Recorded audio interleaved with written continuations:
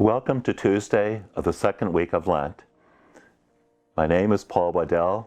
I recently retired from teaching theology at St. Norbert College in De Pere, Wisconsin.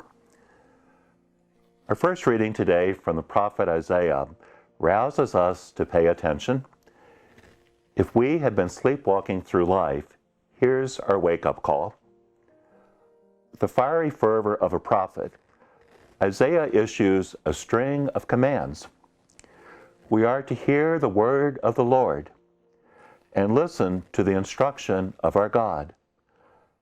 Isaiah tells us, wash yourselves clean, put away your misdeeds, cease doing evil, learn to do good. But what is the word of the Lord that we are meant to hear?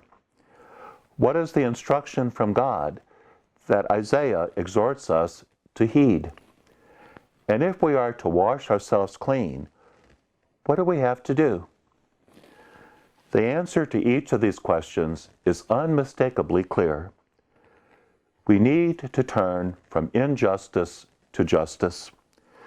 We have to become persons of justice who consistently live with other people in mind, but especially the poor. The needs and well-being of the poor must move from the margins of our consciousness to the center.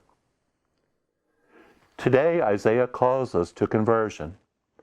He calls us to a deep and enduring change that goes to the center of our lives and impacts everything about us: our attitudes, our feelings and emotions, our beliefs and convictions, our values and our behavior.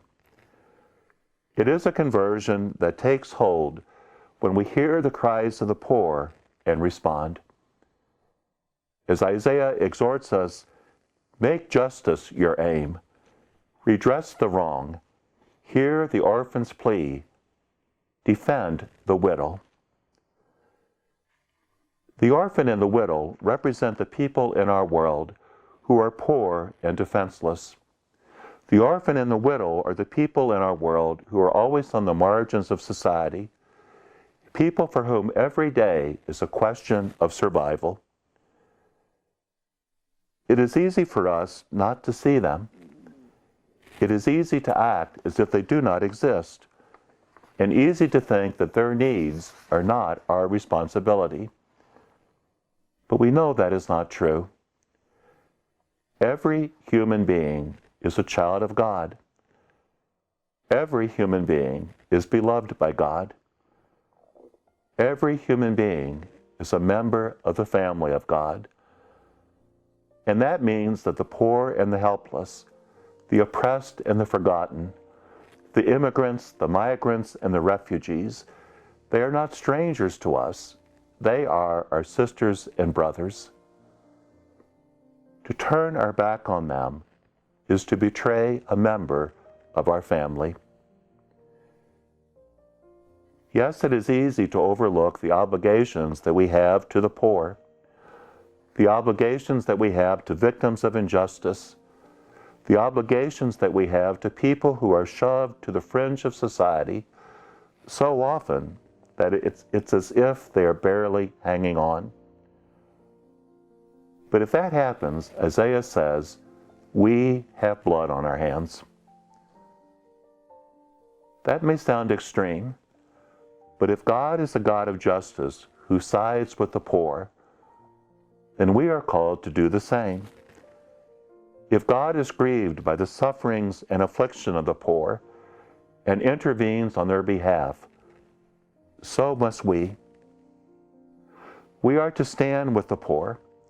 We are to share what we have with them, and we are to work with them to create a world in which there are no longer anyone who is poor.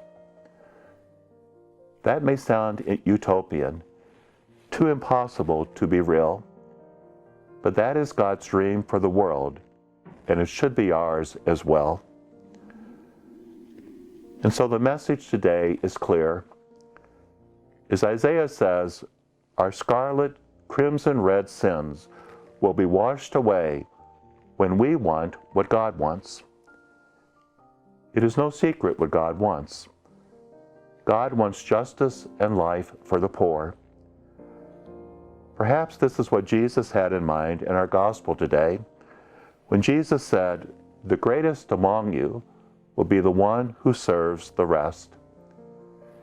Jesus reminds us, in God's eyes, we are exalted, not when we put ourselves first, but when we stand with and for the poor.